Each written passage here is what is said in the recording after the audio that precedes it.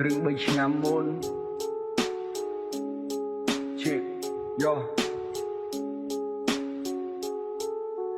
កើតជាកូនប្រុសចិត្តស្មោះហើយត្រូវហ៊ានដើរលេងត្រូវតែខ្លាំងបើមិនខ្លាំងគេបំពេញដើរលេងដាច់យប់ដាច់លុយដាច់ស្បៀងដល់ដាច់ខ្លាំងពេកបារីសេកក៏ខ្ញុំមានពេលមានលុយជុសិតតែ3លេខយ៉ាពេលអត់លុយដាច់ស្បៀងធ្វើមុខស្លេយ៉ា3ឆ្នាំមុនខ្ញុំចាំមិនភ្លេចទេទៅសាលាមានរឿងពុតតែខ្ញុំវាយគេចូលប៉ុស្តិ៍ចូលពេទ្យក្បាលសិតទៅស្នាមដេកចូលប៉ុស្តិ៍ដេកពេទ្យម៉ែ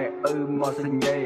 រឿង3ឆ្នាំមុនខ្ញុំចាំមិនភ្លេចទេដើរលេងមានរឿងពុតតែខ្ញុំកាប់គេចេញពីប៉ុស្តិ៍បើមួយថ្ងៃយ៉ាអាកូនចង់លេងយ៉ាអាកូនឲ្យបងកាប់យ៉ាបងកាប់មែនទេណាអាកូនជាអ្នកលេងឯបងជាអ្នកមែនណាកំភ្លឹងនៅចង្កេះមាត់មិនឆ្លើយទៅលឺសំឡេង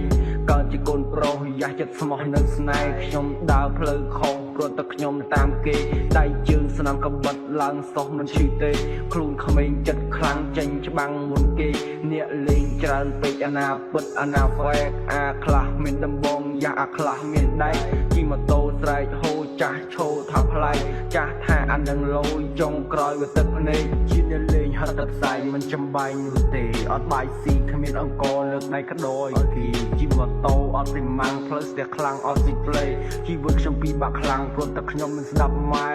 ឈឺយ៉ាជីវិតពិបាកខ្លាំងព្រោះតែមិនស្ដាប់ម៉ែ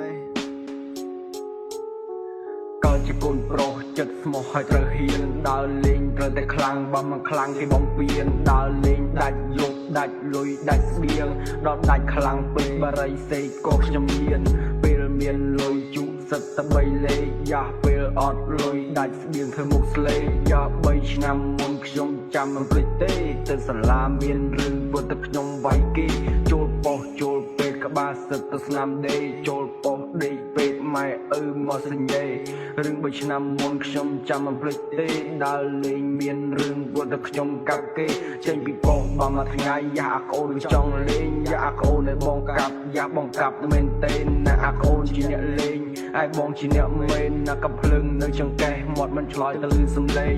កើតជាកូនប្រុសយ៉ាចិត្តស្មោះនៅស្នេហ៍ខ្ញុំដើរផ្លូវខុសព្រោះតែខ្ញុំតាមគេដៃជើងស្នាមកបិតឡើងសោះមិនឈឺទេខ្លួនក្មេងចិត្តខ្លាំងចេញច្បាំងមុនគេអ្នកលេងច្រើនពេកអាណាពិតអាណាហ្វែកអាខ្លះមានដំបងយ៉ាអាខ្លះមានដៃជិះម៉ូតូស្រែកហូរចាស់ឈោថាផ្លែចាស់ថាអានឹងលយចុងក្រោយវាទឹកភ្នែកជាអ្នកលេងហត់ទឹកផ្សាយមិនចំបាញ់នោះទេអត់បាយស៊ីគ្មានអង្គលើកដៃក្តោយគេជិះម៉ូតូអត់ពីម៉ាំងផ្លូវស្ទះខ្លាំងអត់ស៊ីផ្លេជីវិតខ្ញុំពិបាកខ្លាំងព្រោះតែខ្ញុំមិនស្ដាប់ម៉ែ